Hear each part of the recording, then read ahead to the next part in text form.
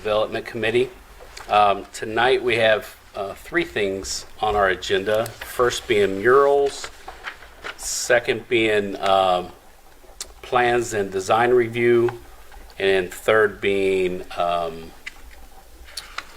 building permits, and kind of go over those kind of things. So first, we want to start with murals. So I put murals in here and have been doing a lot of thought, have already, man, I tell you, it's definitely a hot topic. I don't know if either of you have heard any feedback from anybody, but I've heard from several people already. So what I would like to see happen is I would like to see us be able to get to a point where we could have murals in our city. And but with that, I think that we need to have some regulation. That we need to have a process about how that goes, and we do not. I asked Mark if he would join us tonight for the other two reasons, but actually, in this case, Mark, what is the current ruling, statute, ordinance, resolution, whatever, on murals in Norwood? Not permitted. They're not permitted. Sign code 1321 lists them as a pictorial, and they're not permitted to paint signs on windows and walls. Okay. So you're going to have to go through a text change to be able to allow them. Okay. However you do it. Right. Okay. And I guess we would go through, once we get to that point, we go through ordinance, I'm guessing, or is it just do we go through zoning change, or what would that be? Goes through an ordinance, a text change of the sign code ordinance. Okay. All right. Cool. Okay. Just a question. So planning commission, when we approved the sign code, which I think we did that 2 to 3 years ago. Were you on council when the sign code was approved? It was probably right before you got on council. So when we approved it, I remember it. But did planning commission have to approve it first, or did council just pass that? No, planning commission part. They did go. Okay. So that's just keep that in mind too. That So we'd have to go through planning? Yeah. So essentially. Check with the law department. I don't think so on the text change. Sure. Okay. So if not, because so basically there's the sign code it bans it on the walls, right? But then also in the sign code, which I'll pull it up here in just a second, I'm trying to pull it up now. It also says that that specific portion of the sign code is not allowed to be overridden by the Board of Zoning Appeals. So it's like even extra restrictive. I think one way that we could probably move things for at least kind of temporarily is to let the Board of Zoning Appeals be able to override that, the sign code essentially, and that's why they're there. They're there for zoning, they're there for appeals. But essentially to take out that restriction saying they cannot override it, because they would. I was at the BZA meeting where Lyric and others were talking about wanting to do the mural on the side of the Lydia's house building that faces their internal court, well not internal, excuse me, but faces their kind of parking lot courtyard area. And the zoning appeals board was extremely supportive. They just couldn't because they found out at the last moment that the sign code prohibits a BZA override of that. So who do we go to? We go to zoning, or do we go to do we make an ordinance that changes that? What sounds like the strategy would be you might not have to go fully down that road, which seems like a couple layers. Mm-hmm. I think by lifting that, I'm probably interpreting it, but by lifting that, it allows a different body to override both layers, the layers being the council ordinance and the planning. Okay. And the good thing about the Board of Zoning Appeals is that anybody that would have been within a certain radius of that, am I correct? They would, if somebody's appealing, wanting to have that sign there, they would get, the neighbors around would get a letter in the mail, right? Letting them know that was... Partially it's 200 feet, residentially it's abutting properties. Okay, so residential is abutting property. So... well, that's assuming that the mural's on the residential property. Okay, I'm so sorry. So you're saying, that probably is a... property. If the location we're talking about is a commercial property, I think, right? Correct, that would be 200 feet. Okay, perfect. So, yeah, so then that would actually provide residents notification that this is potentially going to happen, and then they could come and speak in favor or against a mural happening because they At can zoning. at the zoning appeals. Okay. Yes, so that kind of provides some due process. At least, if we want to kind of move that direction, temporarily, if we want to look at some larger process, I'm definitely open to that. But just wanted to let you know that how that is. If we are able to amend the sign code with just a textual change without having to go through planning commission, then I think it's really just working with the law department. If we decide we want to go that route, it's working with the law department just to get it on the council agenda. There's a chance, though, that the law department is going to say, whoa, that's part of the, basically the zoning code or whatever. And in order to amend that, we will have to go to planning commission first. And so there's multiple options for how something can get on the agenda. Planning commission, a planning commission member can propose it and have it added to the agenda, the change. The mayor, and the mayor and the safety service director are planning commission members. Council can also, the second way would be that a citizen could apply to have something changed. So recently we had an application at the old Norwood Baptist Church on Cortland to change zoning around that church, and they applied to not just their property but others, and so they applied to the planning commission, paid a fee to have that done. And then the third way is that the council can pass a resolution basically asking the planning commission to take up something. And so council's done that in the past, and usually if we have to get to the point where council has to pass that resolution, a lot of times the planning commission, it's because the planning commission won't act on their own to start the process. Once you've asked them or somebody's asked them to start it, and they're probably not going to start it anyways. So a lot of times that resolution is not that useful because they don't have to act or react to the resolution. They could literally pocket veto it, just ignore it, and And you would presume, if we're having Nash, it basically is they're not bringing it up themselves for a reason. yeah, because the best way to do it is, to get buy-in from the mayor or the safety service director, what have you, and say, hey, can you please add this to the agenda? And if they're reasonable and the request is reasonable, then that really should be the best way to go about it, especially after a committee like us has discussed it. So I know I kind of put a lot of things in front, cart before the horse there, but just wanted to lay out the land because that's kind of what we've been thinking about the past year and a half or so. Right. So that's that's exactly what we got to do at this point. Is we have to figure out what kind of process we need to go through. I am not about just letting anybody and everybody throw a sign up or paint a mural that they think is cool. If you want to have a swimming pool put in, you got to get signatures from so many neighbors in the circumference. I think, a mural, if it's, depending on whether it's residential or commercial, I think, should still have to have sign off on with, properties that, are around that. That's just my thoughts. So those are some things that we want to do. I did reach out today and emailed with Tamara, who is one of the founders of Artworks downtown, who happens to be a Norwood resident, which is very cool.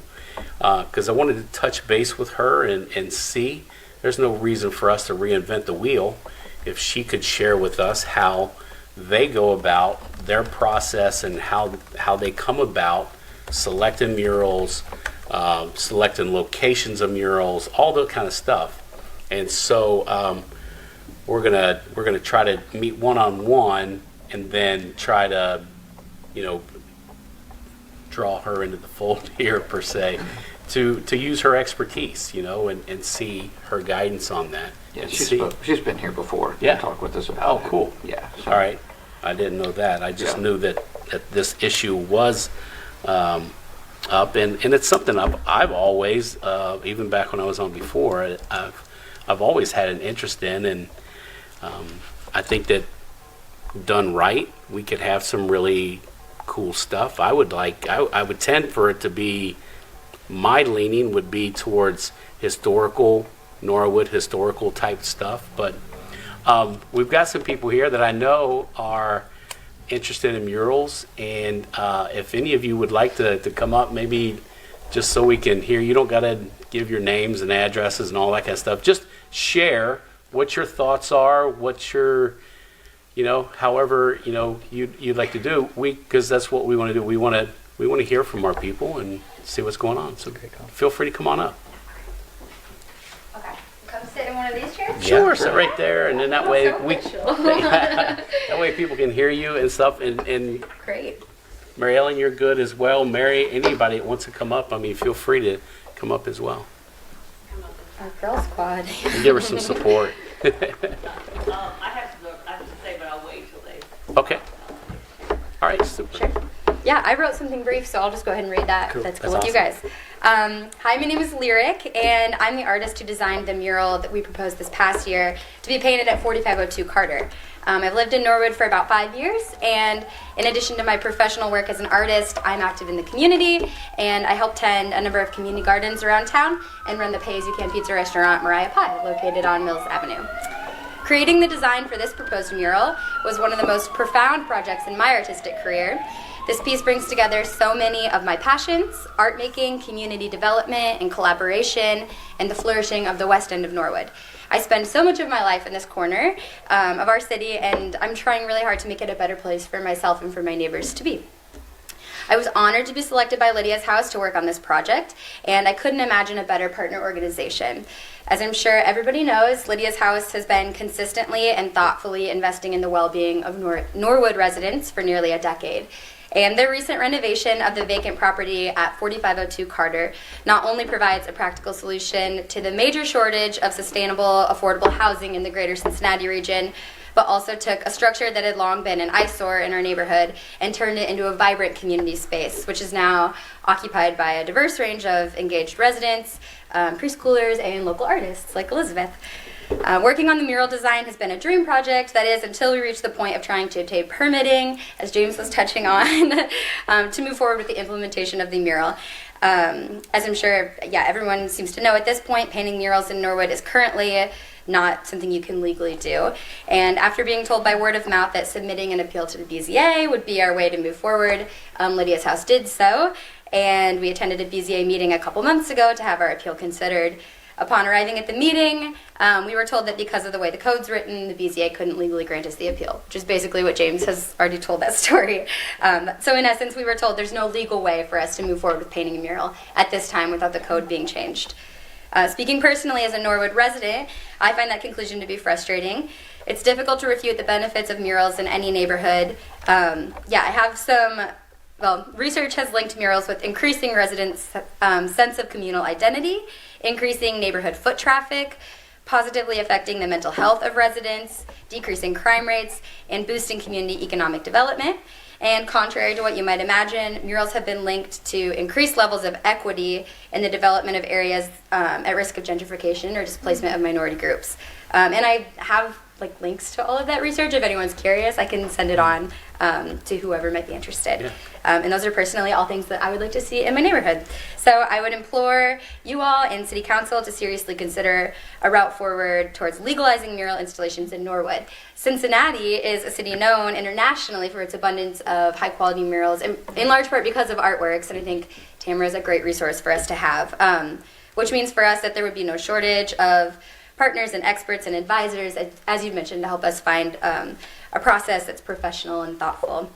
So I would love to see our mural painted at 4502 Carter that we've worked on designing. But more than that, I want to see Norwood be a city filled with beautiful art and neighbors who care for one another and for the space in which we all live. So thank you for your time. Great. Yeah. Thank you. Thank you very much. Yeah. Well, I'm Elizabeth Hatchett, and I wanted to come in support of the amazing mural that Lyric and the folks at the Virginia Coffee House designed together. I've taken so much inspiration by the good work that Lydia's House has done in this community, and that is a big part of why my family and I love living in Norwood.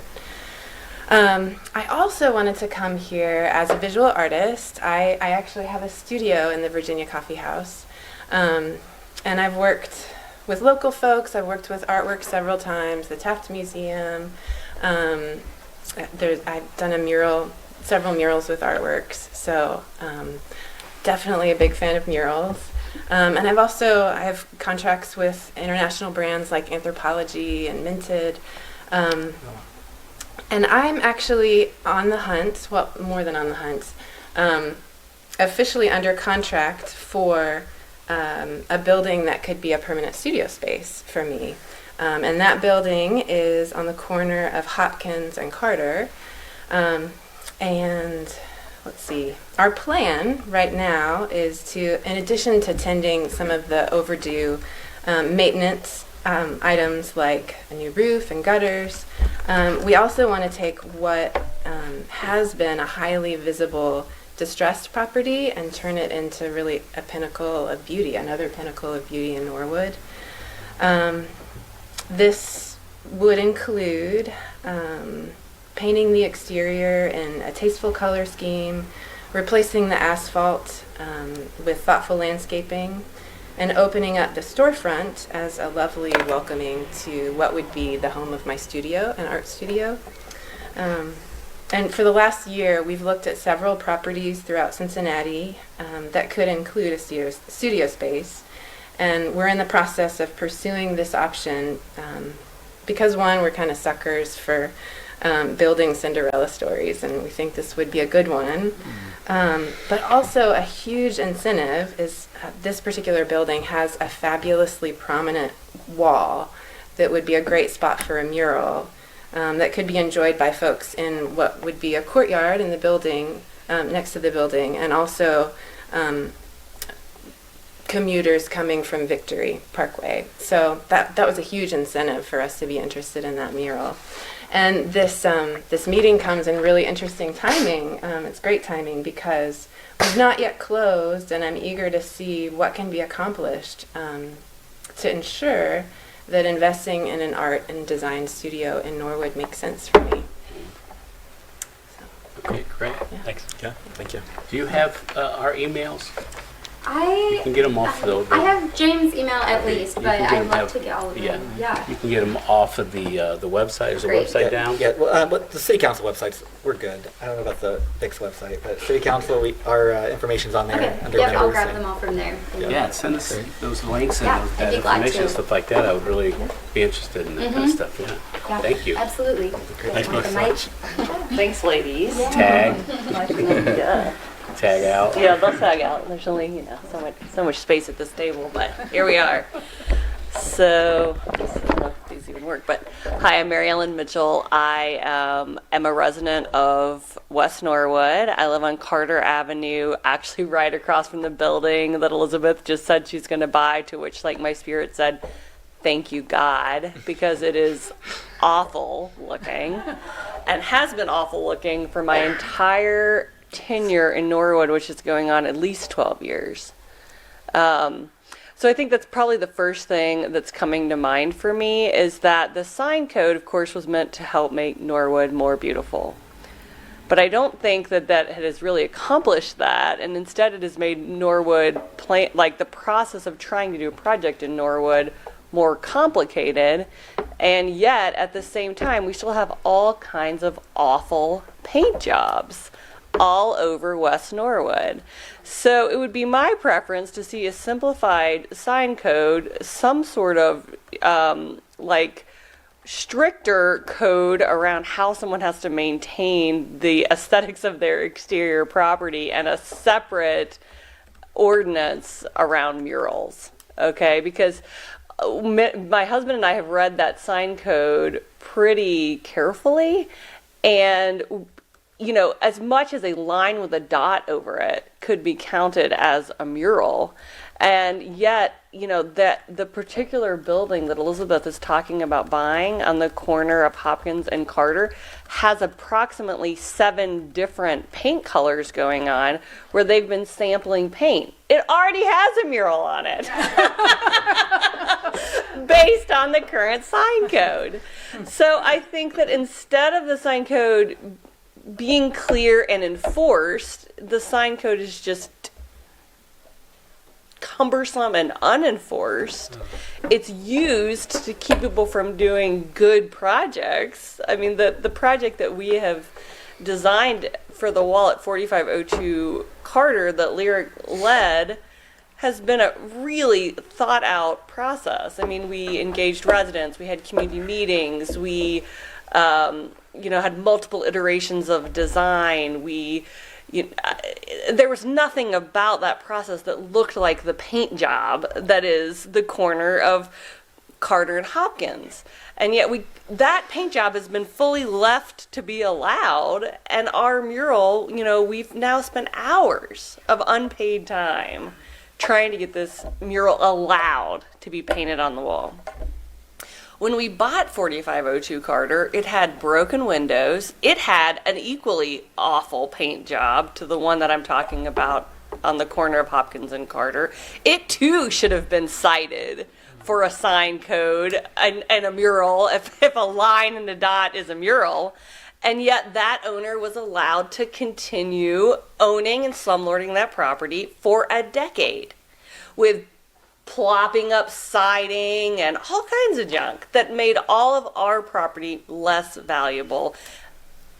And and as far as I know, when he was finally cited, he went out and bought some paint from Home Depot that was not matching anything, and did the bare minimum to cover some of the trim. So I'm confused about goals, I think, as far as what we're trying to accomplish with our sign code, with public art, and with paint jobs in general. There's another building on the corner, all of this going down Carter Avenue. This is my route, so I'm sure you get somebody that lives in a different part of Norwood, they can give you more stories. But you go to the corner of Sherman and Carter, and a building that was cited 2 years ago for its paint job because the paint was peeling and cracking, whatever. Do you know the building I'm talking about? And they painted half the building and left the other half of the building unpainted, and it's continued like that for 2 years. Again, where does that fit in to the current sign code, and why is there no enforcement happening? So I want to say, thank you, James, for thinking through a process, and I want a process ASAP so that this mural that we have designed can go through an approval. But I also want to address a macro issue, which is that if the goal of all of this process, which was that supposed, to make Norwood better and more beautiful, has been to allow awful paint jobs and to disallow murals, the sign code itself really needs another look. So anyway, I want to, I'm not looking to live in Mason. I live in Norwood for a reason. I'm not looking to have everything, that we can have 5 paint colors and that's it. But I think my hope is that people are asked to maintain the buildings that they do own in a way that's respectful to all of us, and that we go forward with a spirit of creativity and not fear, which is always the way that I felt about all of the mini meetings that we've had about murals. Can we be thoughtful about the city that we want? Can we hold bad and uninvested landlords accountable for the way that they do not maintain the exteriors of their building? And then can we allow creative people and artists to do creative things? So, I think that's kind of where I'm at with this. I'm asking you for a short-term solution, but I don't want the short-term solution to be the end. And I'm asking you that because I am someone that is in this for the long haul. I was adding up in my years of Norwood and the projects I've been involved in, 6 properties, a playground. We're about to do another playground. It's somewhere close to $2 million in investment. And I do feel like those of us that have made this kind of an investment in time and talent and longevity, and raising our children here and starting businesses here, we should have a strong voice in what we want. And so I'm asking for a bigger process of thought about what our expectations are as far as what it looks and feels like to experience Norwood, to live in Norwood, to own in Norwood. Yeah. Thank you. You don't have to leave me. Most of you guys know me. I'm Mary C. Miller.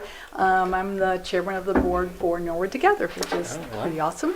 And I'm really here just to support murals, but there's a couple of reasons. Well, there's about 3 or 4 reasons. One is that we moved here in 2015 from Tucson, Arizona. And believe it or not, the state of Arizona puts murals on their highways to prevent graffiti. So they're everywhere. beautiful one supporting the history of the Tucson Desert and the area there. So when we first moved here and we first started the Quality of Life Plan, we were approached by Artworks to see if we would partner with them to get a mural in Norwood. And at that time, they had approached the council hoping that they would change the law and applied for a grant, and Norwood Together was a supporting partner. It was called the Norwood Quality of Life Plan then, but we were a supporting partner, and then found out that nothing happened as far as changing the code, which was really pretty disappointing because that was a start. They wanted to get here and come here and work in this community, and really were rebuffed pretty quickly in their efforts. The other thing that I wanted to say was it's kind of funny because we almost did not buy our house because of that property Elizabeth is talking about on Hopkins Road. We looked down the street and said, what is that building? So I kind of agree with what Mary Ellen was saying. We have her opportunity now to take a blighted building and turn it into something beautiful. And being an artist studio would be a great place for a mural. The other thing about Norwood that I find wonderful is there's so many artists here. And if we could honor them in this way, honor them with historical paintings, honor them in some way that shows that we do have an artist community here, instead of excluding that, I think that would make a huge difference. It has been proven that it does increase economic development and it does increase people's perception of their community, which is one of our big goals, to improve the perception that not only people from outside the community have, but that we have ourselves of our community. So I'd really like to support it. We've been working on this and trying to get support for this for almost the whole time we've been in existence. So I think it would be a great move if you guys could actually do something that will allow the murals to happen. And the last story I want to tell is one day I was at the Northside Market. And have any of you guys been to the Northside Farmers Market? And you know there's a beautiful wall right there that is just covered. It's blue. It's a mural with blue background and just daisies. And it just says, "Welcome to Northside." And when you see that, it's like, I want to be here. I want to be in this market. This is a place where people are happy. It makes you feel happy. It makes you excited to be there. I stood there I took pictures of the mural. I walked around the market and stood along. It just made me feel welcome. And so I think, as Mary Ellen was saying, so many things are made, decisions are made from fear. I think my challenge would be, let's start with yes and have the yes come before the no, instead of starting with no and having people to fight for the yes. And I feel like, and I understand the reasons, but I feel like kind of that's been a pattern here of saying no and people having to fight for the yes. And I'd like to change that perception of Norwood being a place where people say yes unless there's a real true reason to say no. And so I'd ask you guys to become yes men. So, to support this. Definitely. And I know you do. Yep. Anyway, I appreciate your time. Thank you. Good job. Thank you. I appreciate that. If I could, a little bit. We spent quite a bit of time in my first term working on this, and we had a lot of support. Yes, we did. Wow. Meetings and meetings and meetings. Oh, yeah. Developing plans, procedures, and we could not get buy-in from the administration to let us move forward with it. So the biggest thing we're going to be able to do, I think, is have our administration supporting this on this. I want you all to know that I very much I probably support a broader range of art than most people. My degree is in art. I'm a creative director. That's my day job. So I have probably a broader range of what I would like to see as murals in this town than even a lot of people are considered. I think they do an incredible job of beautification and of placemaking, and there seems to be a real fear when people think of art in general, because art is subjective, and people are like, well, what if I don't like it? And or what if it's ugly? And it's really hard to overcome that. And that's something that we have to take into consideration when we're doing, because there's always going to be somebody who doesn't like I tear up when I see Van Gogh paintings in real life, and there are probably some people out there who are like, I don't get it, it's just a bunch of thick paint, you know? Yeah, can I speak to the audience? It's just that I don't like a whole lot of what's happening in Norwood right now, including all these bad paint jobs. Right. So, like, let's say it's not a mural people love. It's got to be better than what we have been. Yes. That's the part that's confusing to me. If we had started from a place of, like, we had this super strict aesthetic code and there were only 5 paint colors allowed and everything was being monitored, and every time somebody's yard looked bad, they got cited, I think we'd have a different angle, but like, that's not where we've been. Right. So I imagine you're with me on this. Yes, but- absolutely. And like I said, we've had the woman from Artworks that you mentioned. She's been in here, and we did a substantial amount of work. So I'm very much behind this, and I really want to see it done. I want to help out in any way I can. Well, if anybody's got any of that work, man, I mean, I would love to see, and I mean, like I said, in talking about Tamara, I don't want to reinvent the wheel. There's no use to going through and researching things again. If we can get to a certain point already, and then say, okay, this is how far you guys had made it before, and then you kind of got stonewalled by the administration or whatever, and then see how do we move forward from there, I think would be our best option. Yeah, what I'm hearing is it'd be a really exciting thing for these folks, for you, maybe for you, it seems like it, to get to the point where we're arguing over the process of this mural, not that mural. It seems like we're very far away from that right now. that, Right. So before, Right. I mean, I kind of want to go a little bit, just keep poking at the start of the meeting when you were talking about what you had done and then the 3 options. Just to be like triply clear, it feels like the zoning board, lifting the ban that would place on the zoning board of appeals is probably the easiest method to go about this. I mean, it sounds like they've already done the work, and there are 2 layers going this way. I'm pointing to a gentleman in the crowd, and there's 1 layer going this. That's just less. I mean, it's just I'm trying to simplify this to make this as Yeah. easy as possible. So, do you want to like just make sure that that's No, I think no. give your opinion on it, if that's the right way to go about this? Yeah. It seems like it was. Well, I think there's an overall. There's two parts to this. One, I think that we need to provide an opportunity for somebody to approve these things sometime in the first, I don't know, second quarter at the latest this year. And then the other part of it's going to be, what do we want the overall vision to be for public art in Norwood? And I think just looking at what Silverton's doing as an example of what a small community can do with public art. I think there's just a much broader conversation that murals then comes into. The process that Eric Thompson alluded to, the process that we were looking at, last year, and because there was so little buy-in from the previous administration, I mean, Councilmember Stevenson she had worked so hard on this, and she deserves a lot of credit for doing everything she can to try to get to yes. And the process, though, became convoluted, I think, in a way, or it became bigger than it probably needed to be, and less sustainable than it needed to be, because it would have required having artworks or somebody as a consultant to help the city navigate it, and they were very professionals, and they probably would have done a great job. I'm hoping that we can try to find a simpler process that really lets the, like I said, if it's the BZA, whatever the process is, the planning commission, is it that they come to this committee first? Whatever that process is, but that we kind of make this process a little bit more straightforward, if possible. But if, after talking to, is it Tamara? Is that, or Tamara? Tamara, okay.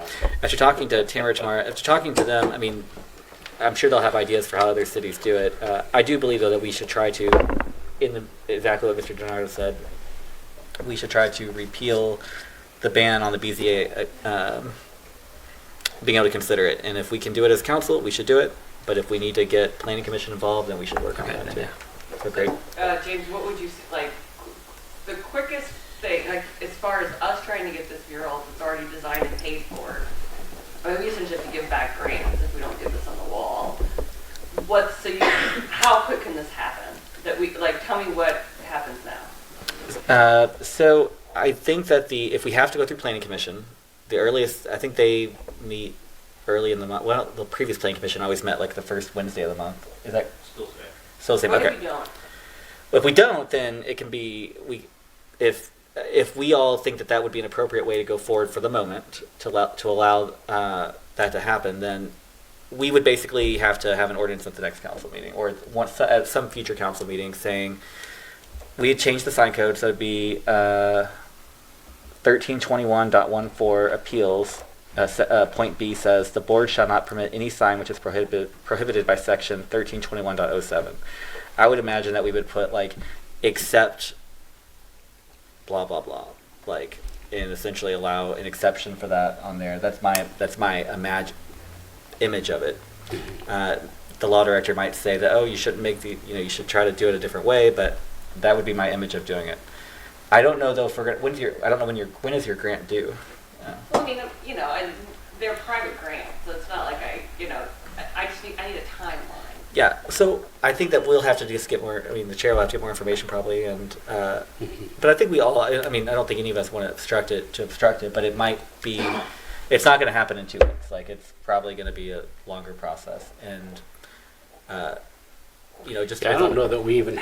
Unfortunately, we don't even have a timeline at this point. We need to figure out, number one, how do we go about setting up the criteria for murals? What's accept? Well, we're just talking, first of all, like, could you, without a criteria, could you just pull out the BZA thing?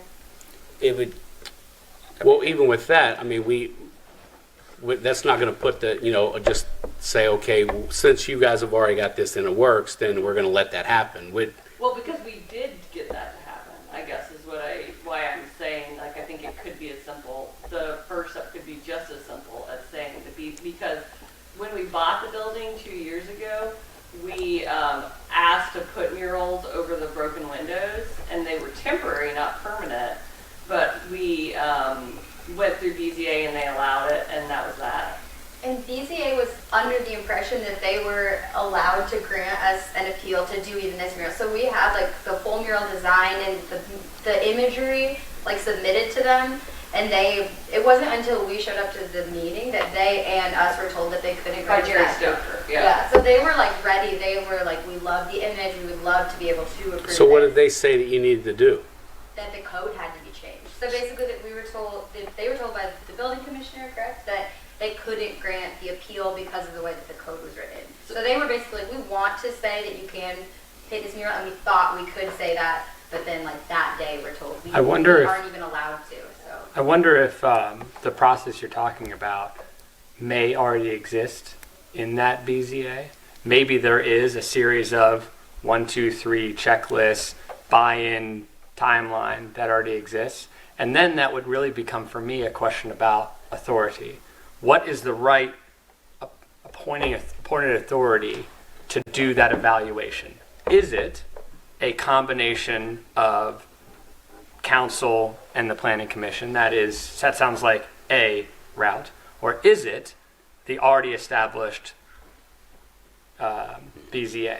And so I think and we should talk about this right now, once we figure out where we think that probably sits, then it's just about making that process, wherever we think that authority should sit, at the higher level in the food chain.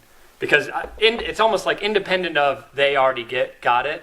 Yeah. In my mind, before I think about like where that process should sit, before I think about the process, it's almost where that process should sit. So I'm asking kind of the four of us to think about where should that process sit. My whole thought on the whole thing is, I'm new to this topic and this situation, and I mean, it almost sounds like if we change the sign code, then just whoever has a design can say, here's our design, and put it up. And that's the loop that we've been in, and I think that's kind of why we brought up the question of fear, because ultimately in all other cities where they allow murals, this doesn't happen. They're expensive, they're complicated. You're not going to see people just throwing murals up on the wall. But ultimately, also, if it has to go through the BZA, that means that the people that are on the Board of Zoning Appeals will see an image before it gets approved to go up. So I think what Eric is saying is, like, if it's housed there and we already have an approval to approve fences,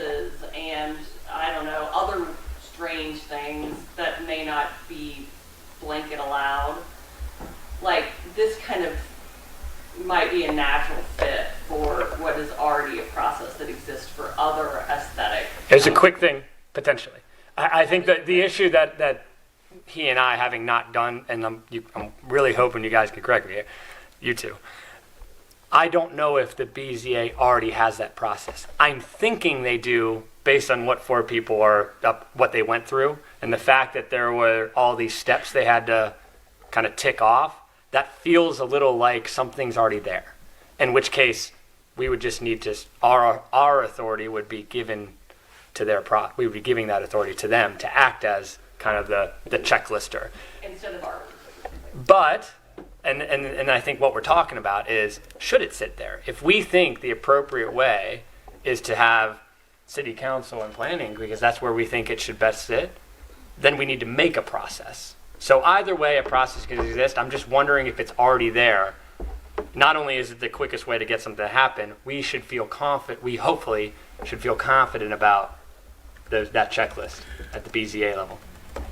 If I'm correct, the BZA, as far as that would go, the BZA just has, what the zonings are, and their only thing is we can't change that. They have standards to meet a variance. They don't have anything specific to murals. Yes. They probably should if you want to keep it in BZA. I would encourage you to talk to the law department, specifically Tim Gary. Yeah. Because he was very involved in doing this Oh, great. a few years back. Okay. Yeah, I guess I'm talking to the 4 of you too. It's kind of like, this isn't me saying that that's where it should be. I want to make sure that a process, sounds like is sort of there, but I think we just need to intelligently. Both and if you just strike the BZA override, I think there's a possibility that if someone wanted to bring a mural through BZA, they could, and then if that's what I'm saying. Like I'm not sure that whoever's on the BZA is best qualified to determine what good art is. Right. That's my other question. I don't think they're going to do anything egregious, and if the big concern has been like, what if people put up cuss words on walls or something? I think they are capable of saying no to that. Now, in the grand scheme of things, like, could you also then have, some sort of piece of, could you throw it into, could you paint artworks, or could you do something bigger? Yeah, but that's not going to happen quickly. And James is saying, like, when we tried that before, we got all stuck. So for the purpose of, like, when artists are hired to design murals, and it's relatively unequivocal that these are appropriate and that the body, doing it is capable of implementing it, I think the BZA saying yes or no, at least in the short run, could work. If you find that somewhere along the way that process fails, that suddenly the BZA has allowed the equivalent of an awful paint job to go up, I think you could then add another layer of complication. But then what happens to that mural? Public art. Well, I guess nothing, but that's what I'm saying. Like, ultimately, why do we need to be that afraid of it when we have bigger fish to fry? I don't think people are going to do this, and because it's too much work and it's too expensive. And if they do, I think there's an opportunity to talk about a bigger conversation about what our aesthetic standards are for the city, which is a conversation that needs to be had anyway. Like, that you can't have awful paint jobs. Because right now you can. I think the artworks one is going to be like $40,000.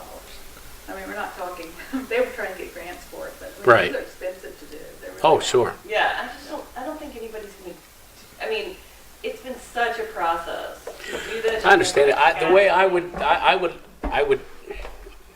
my thought on it is we would have some sort of a committee, a commission, a panel of artists that are, that are involved in these kind of things, that if someone was interested in doing a mural, number one, we would have some sort of a standard, a criteria of where they can go. And you just can't throw them up on the side of a house, per se, or can you, or can you just throw them up anywhere on a side of a fence, So what is that criteria?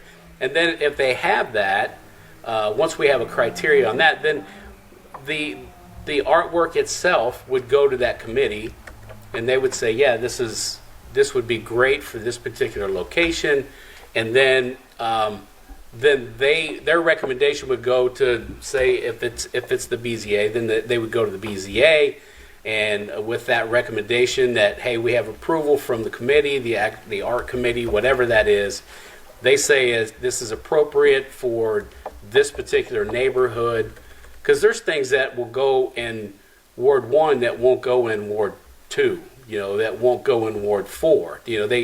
We have different communities, we have different setups in the way the structures are, made, and the way they're Ward 4, they're like right on top of each other, everything is, where some of the others are. So that's what I'm saying is, if they were able to go to the BZA with, here's our recommendation, we have a recommendation from that, they have proved it, we're asking for a variance, they look at it and say, you've met everything, boom, it's done. So my concern is that because the city is so small, that, and we've already been around this for a couple of years, that committee of artists will never get formed, and who would oversee it, and so it's kind of like, what's the lowest and least, I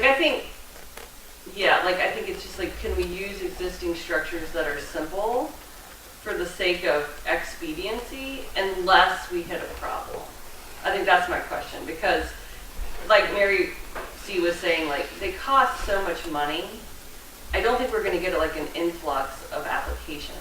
Mm-hmm.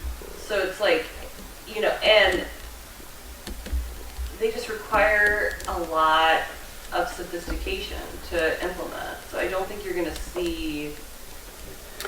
When I put the other hat on, though, I'm demonstrating, I think, that I'm trying to find a path that's simple.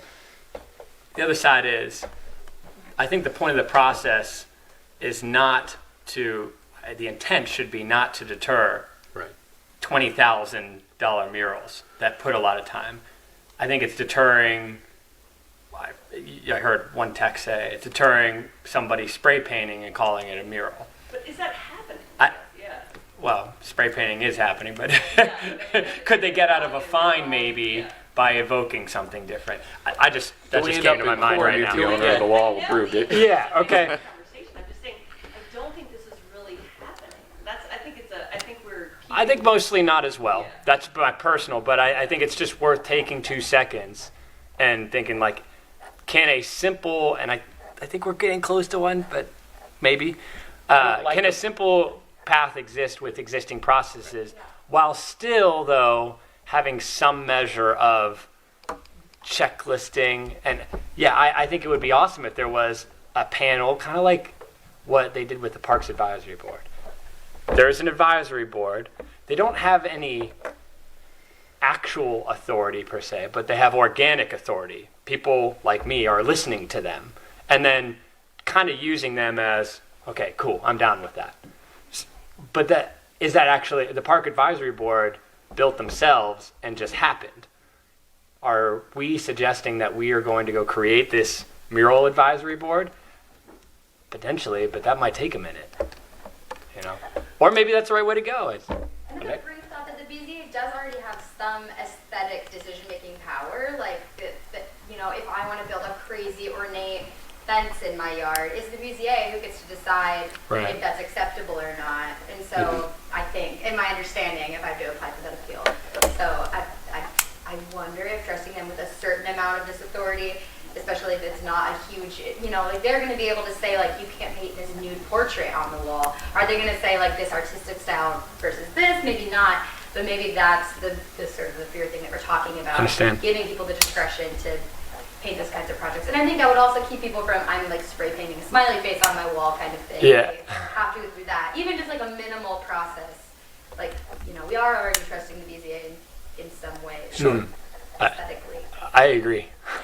And I do want to be a yes person. I've talked about that. You and I have had that conversation. I want it to be easy to come here and do business. I would love for Norwood in general. I'm not just talking about murals. I would love to see us have some statues around here and some other creative art that we can showcase in our city. So let us reach out to the law department and see how quickly we can do something, and do we got to go to the planning? Do we got to do this? Do we need to repeal this? How do we got to do that?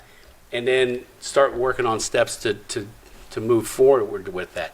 Because if this is a BZA thing, ultimately, yeah, it would be nice to maybe see if we couldn't get a group of artists together that could say, hey, we're willing to look at this and say, hey, this would fit into the culture that we have of Norwood, our histories and all those kind of things, and then recommend. But let's at least start with the law department, especially since Mr. Gary apparently has done some work on this, and he can give us some advisement on which way we go, so we can kind of get these things moving. I don't want this to last forever either. It just feels like we're in this weird tunnel. You're in a vortex, yeah. But unfortunately, because it is government, and I hate using what ifs, but government does. Well, what if? So we have to make sure there's provisions in there in case. Sure. Instead of waiting until it happens. Cities that have already paved this path, and that's the part that I'm like, it Right. shouldn't be that hard. Exactly. Yeah, like if we were trying to do something new, if we were putting the first, space center in the middle of the city, it'd be but it's just like we're like the last one to the table. On the Right. rules, so, But I am a little surprised that we're at this point right now, especially since you have artworks and they're doing such incredible things downtown, and North Side and Silverton and other communities are doing these. So let's see what we can do and see if we can't get these things moving and get some art and some culture about us. So leaving this meeting, what do we do next, or how? Like, what is our role as citizens holding this process accountable look like? All right. Whenever we are able to talk with the law department, get with them, have them give some feedback on direction on how we go about this, and then hopefully whenever we have a next meeting, we can have some answers on that and try to move forward from there. Okay. So James has all of our emails. Can you just keep us apprised? Yep. I will do that. Yeah, because we want to be supportive in the ways we can be supportive, or push where we need to push. We just think we're just tired, and we want to Sure. see to the next thing. Understand. Okay. Thank you. I appreciate you ladies coming out tonight and Thank you for your time. sharing with us some of us. Yeah, Thank thank you. you. Thank you all so much. I'm sure we'll be back. For something else, maybe. For this, for something else. All right, next on our agenda, we wanted to talk about design and plan. The reason I brought that up is back when I was on before, everything came through economic development. It was like a design and review, and I just want to make sure, how do we get back to that to kind of understand? Chris, did you have anything you wanted to chime in on? I'll support them. Oh, were you? Oh, very nice. You're Thank such you. a Well, thank you supportive for saying guy. that. I was going to speak in case they couldn't make it. Oh, I think they Awesome. did a good job. You're the man. Thanks for being here, man. Yep. Take care. You want me to come out? yeah, come on up. How long ago was that? When you were here last? 8 years ago. But it hasn't been? Everything? I've been Or are you out talking about here. new buildings? New ground up? Like Rookwood Development? Well, remember when Willie was in charge? Yeah, unfortunately. and we like everything came through. So like, say, Well, not everything. I think it was just new developments.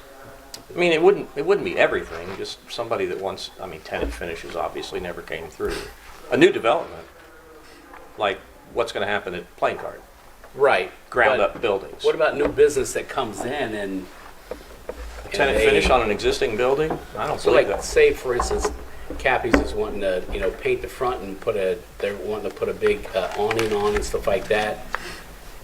Simply come through the building department. All right.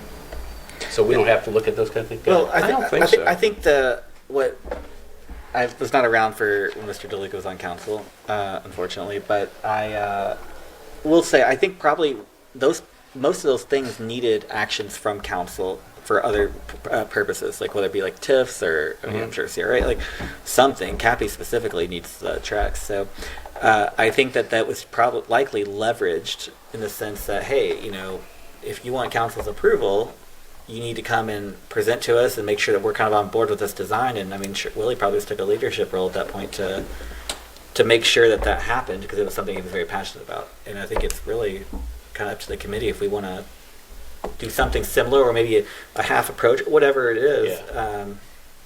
I think it's really kind of setting the precedent, saying, hey, if you want that new student apartment building instead of the hotel to be there, then you know you need. They didn't need any action from us, so that's a little bit different. But Most of your developments had a PUD overlay, and so that's where Planning Commission and Council got involved. You guys had all the say on that. Okay. well, And it wasn't necessarily a TIF. It could have been for a parking garage, but not necessarily. Xavier, that's a PUD overlay, so all that would have been approved initially by Planning Commission and Council. initially, but because they're, you know, so the site that they're building that new student housing right now on, which I'm a little bit frustrated at, that was set aside to be a hotel spot because the student housing doesn't really generate much revenue. I mean, if any, it's the hotel would generate the revenue. So it was kind of in exchange for having the student housing there. We got the office building right next door with the CTI, and there's a few doctors that are in there, right at the edge where the railroad tracks used to be. And then where that building's being built at Xavier right now, that was supposed to be a hotel lot. Right. And so the Planning Commission was able to, without councils having to sign off on it, do a minor PUD change or minor change and allow, you know, a great loss in revenue, I would say, future loss of revenue to the city by allowing the student housing instead of making them save that for a hotel spot. So anyways, so we get some, but not all, because they can go back and get minor changes that, you know, I would think significantly affect the original intent. So we will be, I mean, any new development, if these guys go in over at Zumbiel, if the new stuff over here. Zumbiel has a PUD. Okay. The Plain Card has a PUD, so you'll be involved. Okay. But for example, the corner of Waverly and Montgomery did not. So that 4-story senior building, it only had to come to the building department. There was no review process. If that's something you want, think about it. I don't have any objections to it. I don't think that's a bad idea at all. New ground up buildings. Right. It's not a bad idea to have somebody looking Oh, yeah. besides us. But what would you propose though for that specific building? What would you have just said the council or the city should have been more on it to put the PUD on it? Is that what you're trying to say? You can't put a PUD over. I mean, you could, I guess, put it over the whole city, but Right. you don't really want to. Yeah, do that. no, and I mean I think our zoning code should be, and honestly, like, you know, people may not like the use of the building, but the actual adherence to the zoning code, I think the building does a great job. And I mean, the zoning code was there for a reason, to allow actions to be taken without always having to have political kind of interference with Correct. it, and so people can know what to expect. And I think they had to conform to everything, because I don't know if they got any zoning appeals at all on that, but No, it fit the zoning and building code. yeah, so So, I mean, would I have rather seen a distillery or a brew house there? Yeah, kind of. sure. Yeah. You know, Yeah. but it fits, so you have to approve it. You know, is that something you want to change? I want to think about how you're going to change that without a PUD process. Yeah. I don't know. Okay. It's not a bad idea, but Right. think about how you do it. But most of your bigger developments, I mean, the two that you just mentioned, you know, those are both under PUD, so you're going to see it. Yeah, it's interesting actually. Cappy's doesn't have a PUD No. over that property. No. No. And you know, I talked with a gal today who's very interested in the hotel and the lot at the corner of Highland and Montgomery. Whether she'll, you know, we talked about 3 years ago, so if she can put it together, you know. There's no PUD there, so it's something that has to meet the Central Business District zoning and the building code, but that's it. There's no PUD over this whole right here? Really? Is that something we should consider? That's something to definitely consider. How do we do that? What do we need to do? Talk with Tim. Okay. Yeah. Yeah, I mean, we it definitely can- just don't want again, anything popping up there. It can definitely come out of council. You Yeah. can start the process, just like murals. So, Yeah, I mean, it's better for the city administration to be on board and to them to start it in the planning commission without council having to get a resolution drawn up and written and what have you for it. So, yeah, it can simply come out of planning commission. I mean, it's, there is a PUD over the Norwood Baptist and Allison Street school site, which, we knew was coming, and they put a PUD overlay over it. There was a zone change to NBD with a PUD overlay that included the Fun Factory. That seems to be a hot topic the last 3 days. I think I've talked to 12 different people that are interested. Interested in doing something there? And there's a PUD there? So. yeah, but it's a PUD but it has a neighborhood business district with it. And so it's still limited to what they can do because there's, Apartment building. yeah, but I mean, I'm hearing tear down an apartment building. it would be, and that's fine. I mean, that's fine, I guess, but it would be nice if our zoning code allowed like a distillery or something there, and it doesn't. I think it would. You think it would? Because I've been told that Well, it wouldn't, because it's a neighborhood business district, and the distillery It would would be make a it liberal, work. because it talks about, neighborhood business district talks about entertainment. But then on the other hand, let's see, it's specifically called out in other areas to allow that. Yeah, it allows for an entertainment type use. At least I think. I saw it. Bar or drinking, well, that's conditional, so we could look at it that way. Commercial amusement, that's the term. And that's a P permitted use. For what is this commercial? They called it So what's the commercial definition of- amusement because the Fun Factory was there already. We did the same thing in the general business district because we already had the dairy.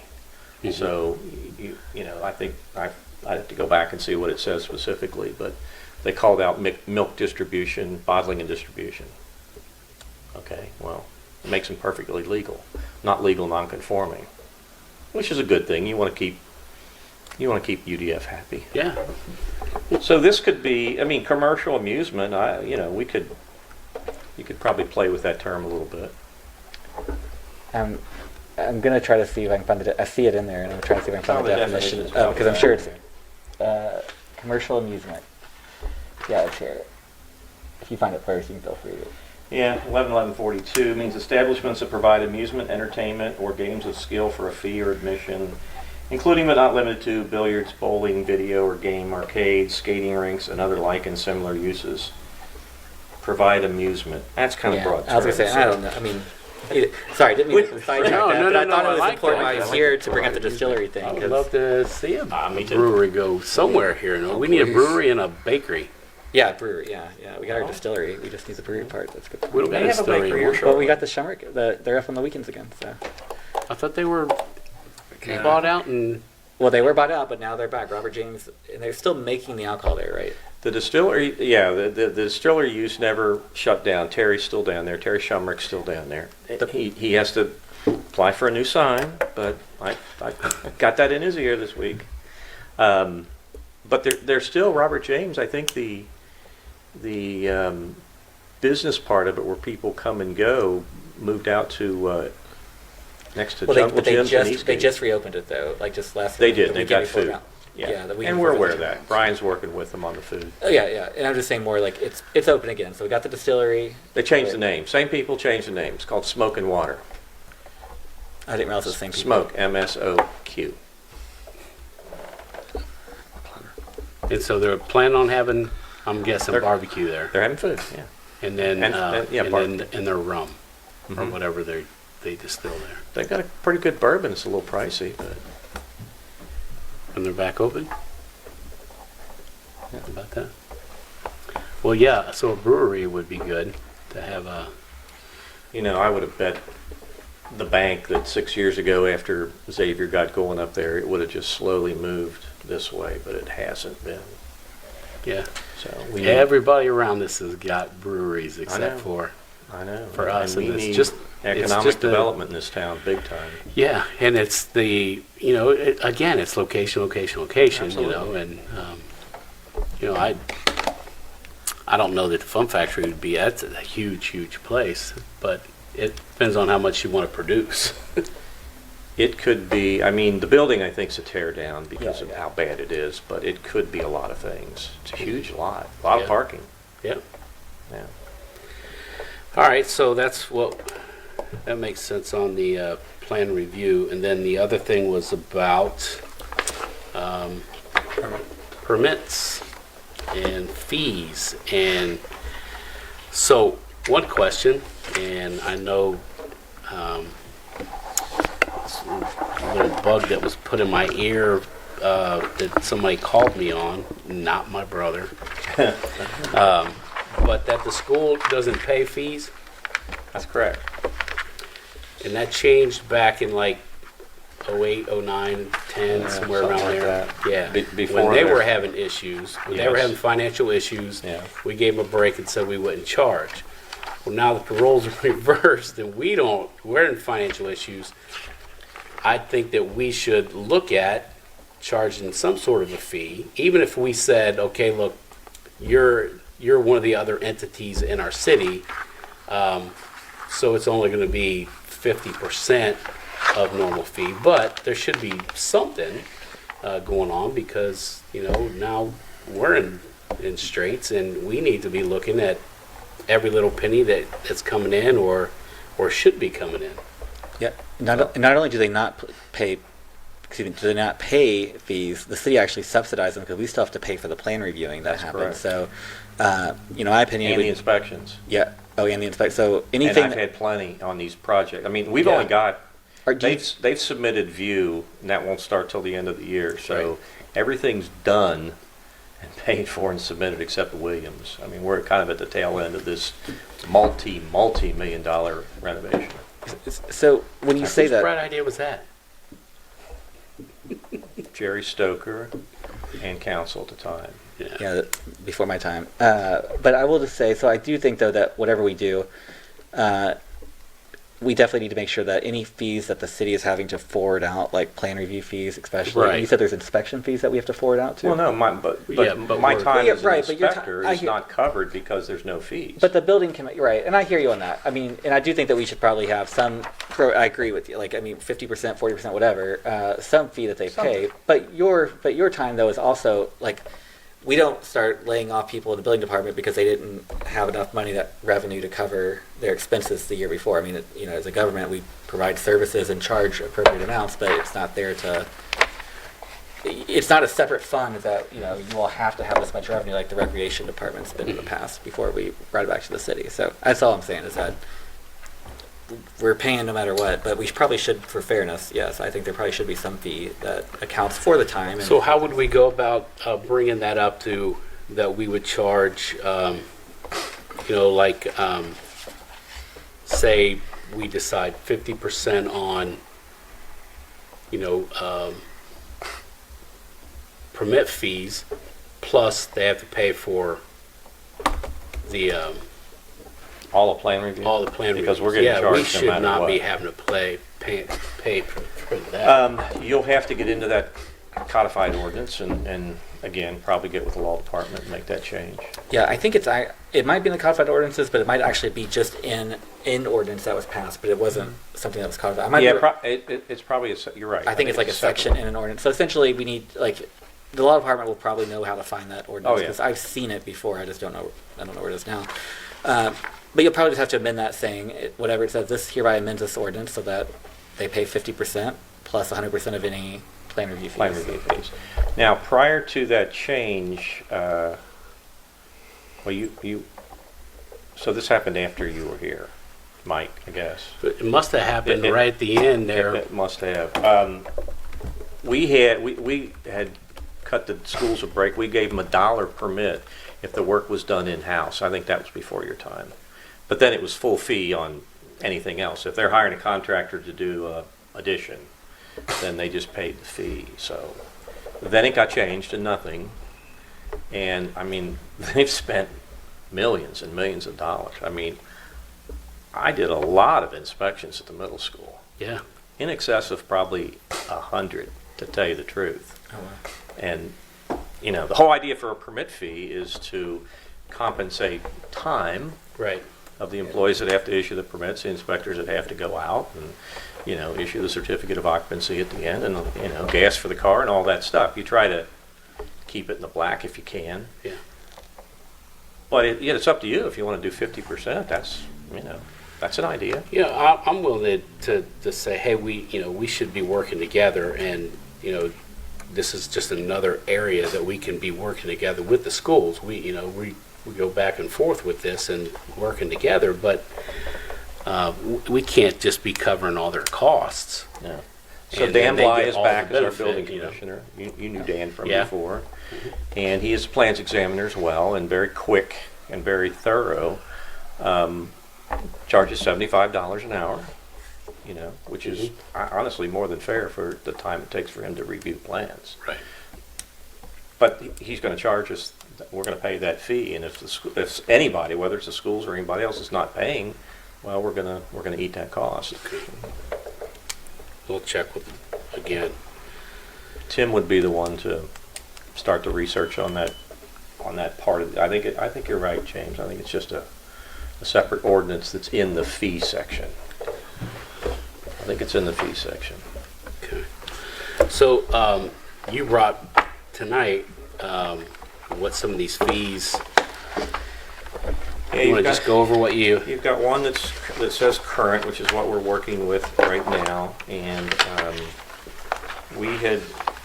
last year we had looked at, and I didn't make copies of those. You can get those if you're interested. But we had looked at Hamlin County and city fees, which are way far and above and beyond what we've got in the city of Norwood. So you looked at other smaller places like Reading and St. Bernard and Newtown maybe. But Newtown is starting to mirror, well, they've already started to mirror Hamlin County, which is pretty high. And I hear St. Bernard's going the same way. So what we had proposed was a 30% across the board increase. There hasn't been an increase in fees since '04. 30% across the board for residential and commercial and plan review. And then the individual fees, the set fees of $20 here and $30 there, we just kind of went through that and raised those to be still far less than Cincinnati or Hamlin County, because we want to make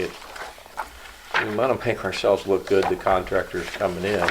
But when we're writing a $30 permit for a roof, and the contractors are charging $150, and everybody else around is charging $120, well, first of all, they don't mind not getting the permit, because if we catch them, it's only a triple fee. They're still paying less than what they're charging the owner of the property. Right. And it's catch me if you can. Right.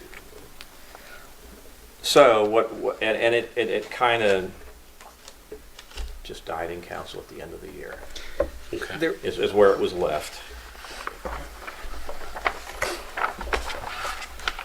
But Marilyn got mad at me, and whatever. And then the third sheet, it shows what we took in and what our expenditures were for the year of 19. So, do we want to try to be in the black? We are a department that can be in the black. I don't think we should necessarily make money. I've talked to other council people who said maybe we should make money, but no, I think we should provide a good service and try to be in the black as much as possible. And we're supporting 2 property maintenance inspectors who aren't bringing in any fees, because that residential rental certificate went away, thankfully. Oh, I agree. I know you do, and I do too. It wasn't working, and what our guys have done in 3+ years, just doing external walk-arounds and writing orders for peeling paint and falling gutters and house numbers. Can't believe how many house numbers don't exist. I'll tell you, the improvement in West Norwood started like that. It really did. You probably saw it. I'd like to see there be at least. I'd like to see there has to be certain size numbers. There is already. It exists. Placed in, 4-inch minimum, half-inch stroke. It's in the code. do they have to be in a certain area? They have to be at the front of the house, and they have to be of a, not a complementary color. Contrasting color, thank you. That's what it says in property maintenance. Okay. I can't believe how many people don't have house numbers. That blows me away too, I know. because I'm thinking, they're the first ones to complain. Why did it take the fire department so long to get here? yeah, Because they don't paramedics live are here coming. anymore, for one, so they don't have every street memorized and every address memorized like they used to when they were all residents, No. So No. it takes you a minute to figure out, and like I have no idea why I live on Cathedral. I live in a 2-family that has 2 addresses. Instead of first floor, second floor, it's 2136 and 2138.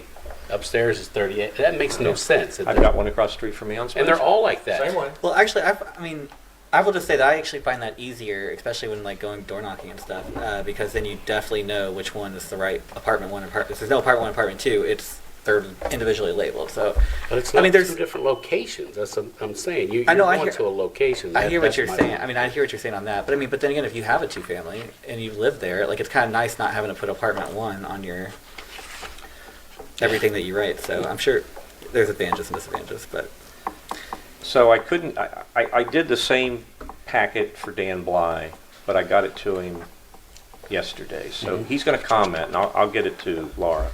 Okay. And it'll get into your packets. Okay.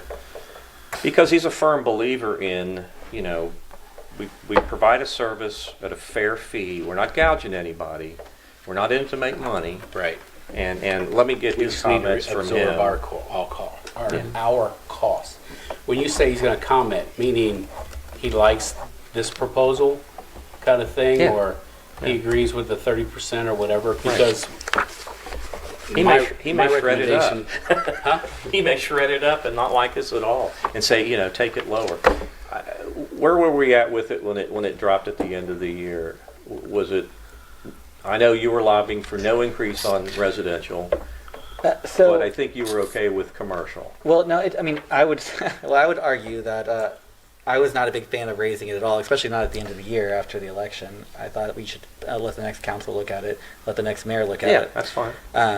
But I personally believe that if we're going to look at the building, I believe that we have to look at the 2 housing inspectors and try to figure out what do we truly want our strategy to be when it comes to housing inspection. Because in other communities, the housing inspectors are, there's other communities that have a civil code when it comes to property maintenance, not just a criminal code. So ours is essentially just a criminal code. So Right.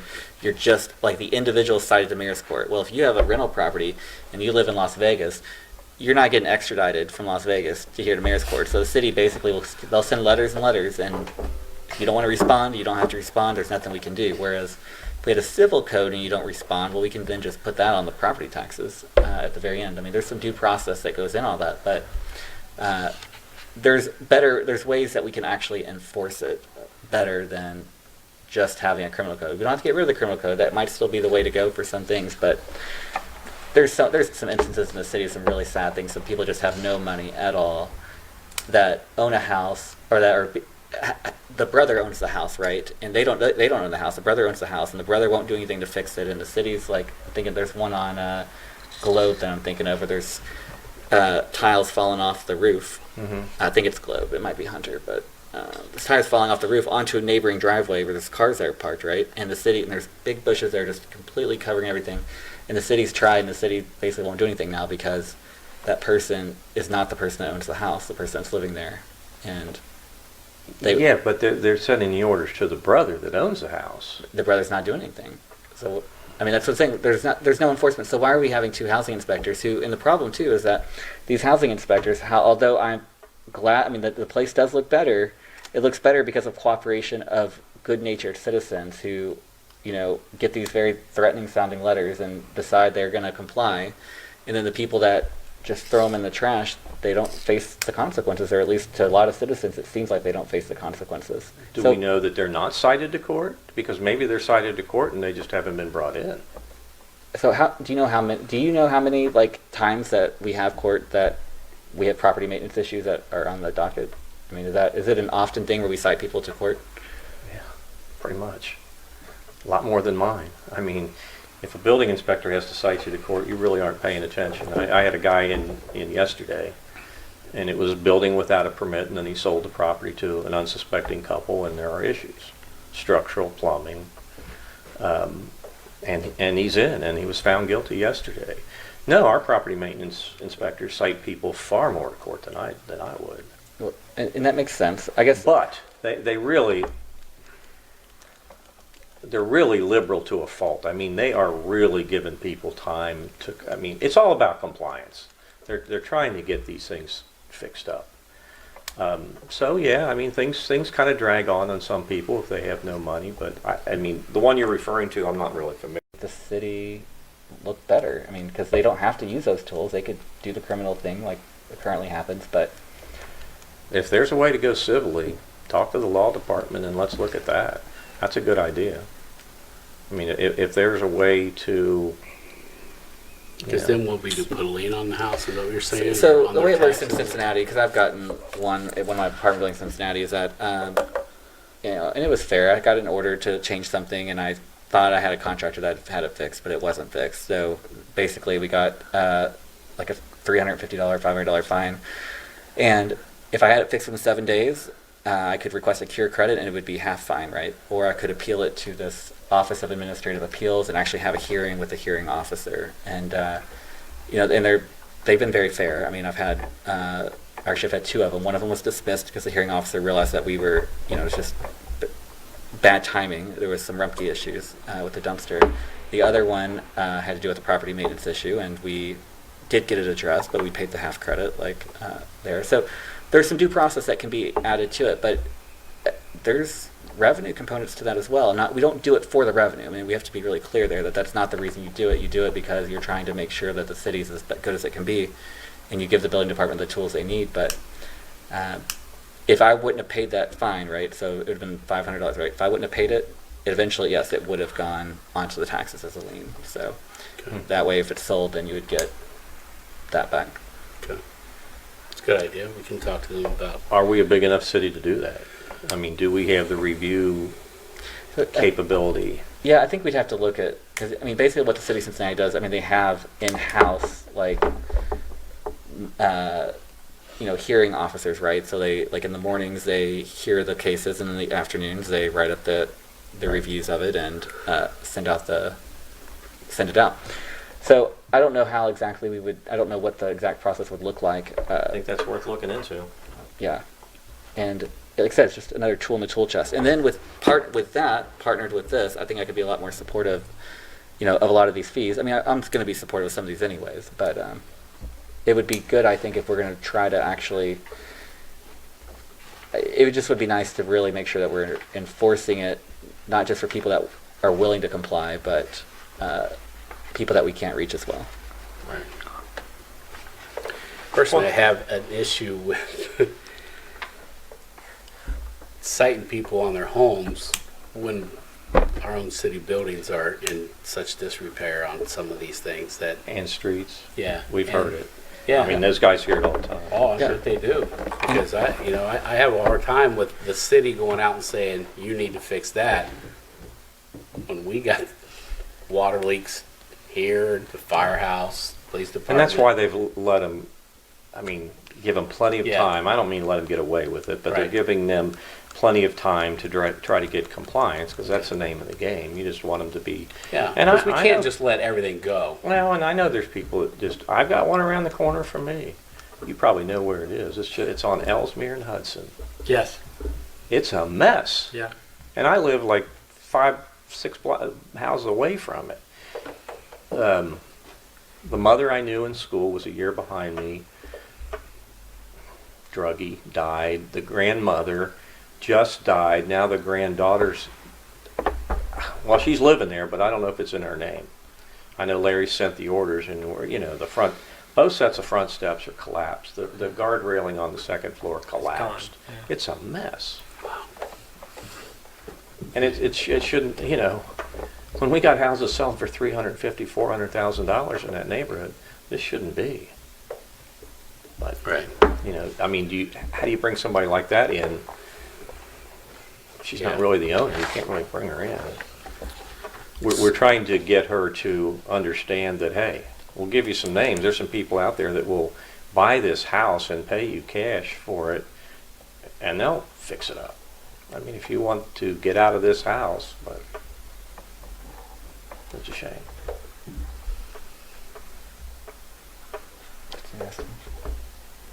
But it's a pretty good neighborhood, isn't it? Yeah. How is it so far? We're enjoying it. We Quiet? It's actually Spencer's. is. It's even less traffic than. It's And I even have a quieter than Xavier thought it house would be. across the street from me, which I had a chance to get into with the owner 2 weeks ago. It's kind of messy inside, but it's not too bad. I mean, he missed a couple of doors and he's got them on already, but that's a pretty quiet neighborhood.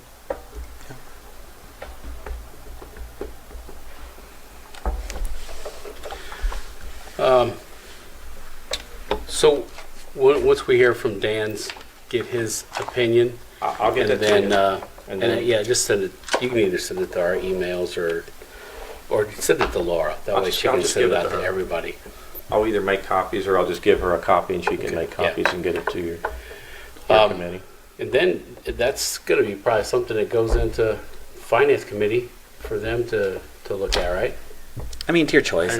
We don't need to do that. But Yeah, I don't think it's. I think if this council wants, Yeah, because I mean- we're not trying to balance the. In my opinion, we're not balancing the building department Okay. and ensuring that As long as everything. it doesn't have to go through them, then all we're going to do is then make the ordinance or whatever need changes again, speaking with the law department on how do we make this increase. Yeah, and the thing is too, if you're going to, I mean, if you truly want to do it, well, we're running out of time on this plan. It's got to be the next plan. Never mind. But I was gonna say, if you would want to get it done sooner rather than later, so it could be factored into Vic's plan. But we're not gonna have time. Just looking up, it's the 3rd right now. We've got to have something done by like the 25th or 26th. So. I mean, can some still of the make it things that happen really later. need to be Yeah, changed yeah. are You these can- really you can still low make fees. it. Oh, sure, yeah.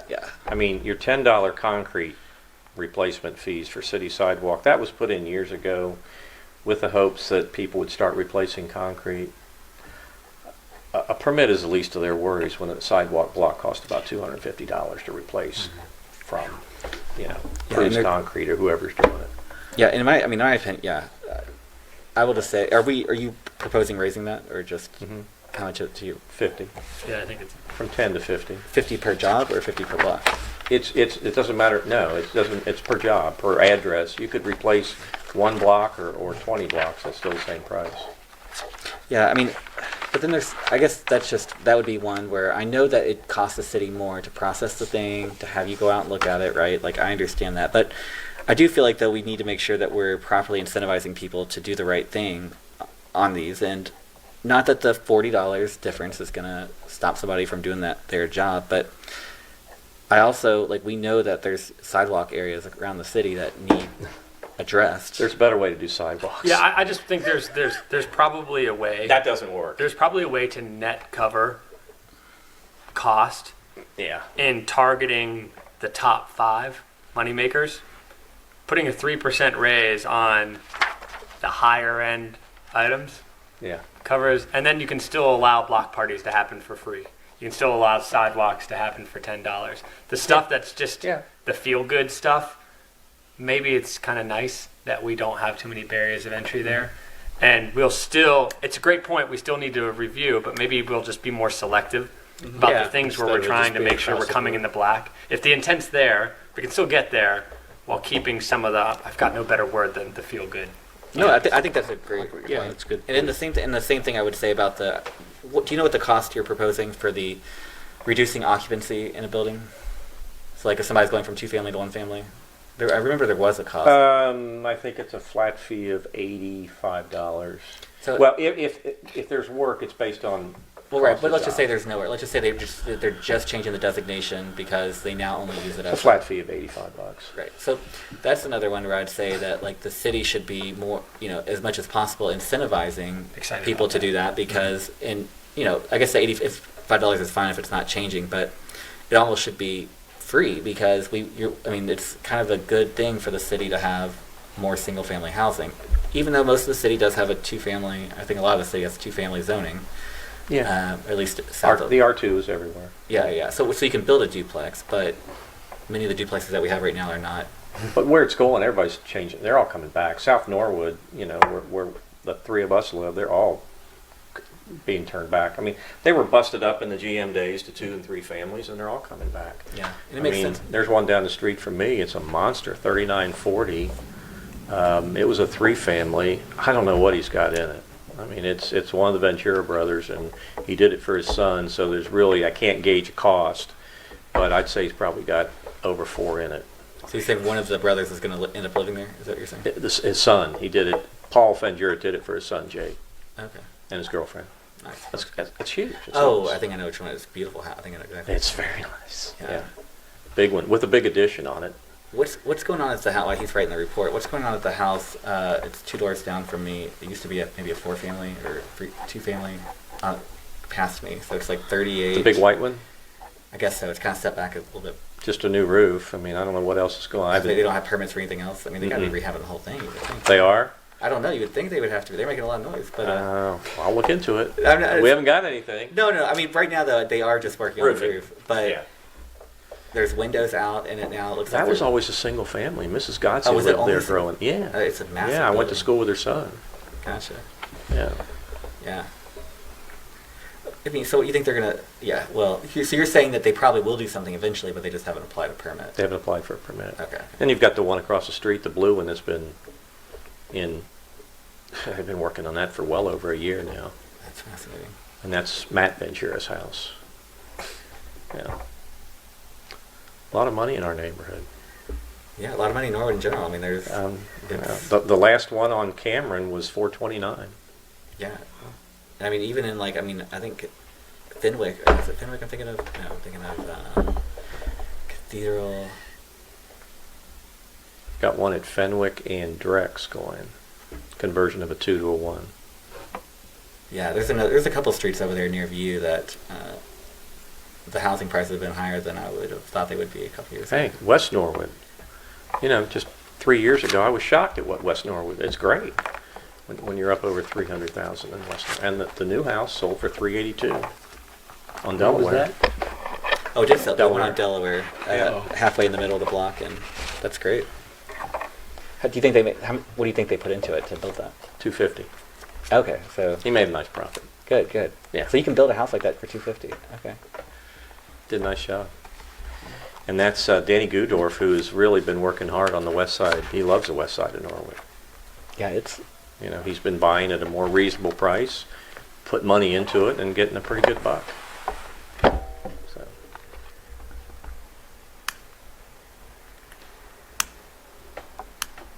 What is the process for that corner house? And you said they got the orders were sent past tense. Yeah, he's issued orders, but I legally I don't know how we're going to hold it to the granddaughter if her name's not on title of the house. That's a difficult one. Who's paying the property taxes? Like, are they being paid? That's a good question. Because that's also where. Because sometimes it's a bank. There's still a mortgage. The bank will just pay it anyway, so that it doesn't get taken by the whatever. But that's another reason for the civil fines is that it just forces whoever's responsible to do something or just pay that civil fine out of their property taxes. I mean, Look into that. That might be a better way to go. Yeah, and then also at the last council meeting, we heard her. I tried to reach out. Her name's Lori. Oh goodness, I'll remember in a second. I was trying to reach her via email and social media. The woman who was here talking about, you might have seen it. It's on Floral, and her next door neighbor is having trouble with the roof. Oh, yeah. Oh yeah, I know. I know it very well. I've been in her house. Because I was trying to reach her to get the storyboard so I can come talk, but we can save time since you're here. We can leave, but I just want to talk to you anyway. It's a mess. I mean, there's a hole up there big enough to drive a car. Where are they in the process that you're? Where's your inspectors He's on? been cited to court, and I don't know. I'm sure the magistrate gave him X number of days to finish it up. I think that has passed. I think it was within days when she was talking. Mike Robles got that. Okay. That's my you next can reach place. out to Mike. Thanks. And I'll he'll do tell you. Yeah, call him. That's another one that I wouldn't have let it go that long. I mean, it's Rodney Rogers, who's president of our historical society. Oh, really? That's it. I mean, it's kind. Well, he's a good So- guy, so it's kind of sad to hear it, but hopefully it gets all that resolved. Yeah, and it's it's a slate roof, and we told him right off the bat back in October, give Frisbee Roofing a call. You cannot believe the prices that they're quoting for Norwood. Where Jerry Osterman lives, right up the street from you. Yeah. $3,500 to re-roof that house, tear off and re-roof. Wow. He had the paperwork on the desk when I came in one day. He said, "Is this for real?" I'm going, "Yeah, these guys are good." Wow. I mean, that's dimensional shingles, ice guard. Yeah, I do a good job. Man, oh man. So, and the thing is, he could have worked out a payment plan. I don't think that house would have. I guessed about 5,000, but it is slate, so they got to tear off the slate. But about half of it's off anyway, so yeah, that's Okay, I know who to talk to next. Thank you. yeah. Yeah. All right. We appreciate it, Steve. All right. We'll wrap this up. Thank you, Steve. Thank you very much. I appreciate you coming, Mark. Not a problem. Thanks.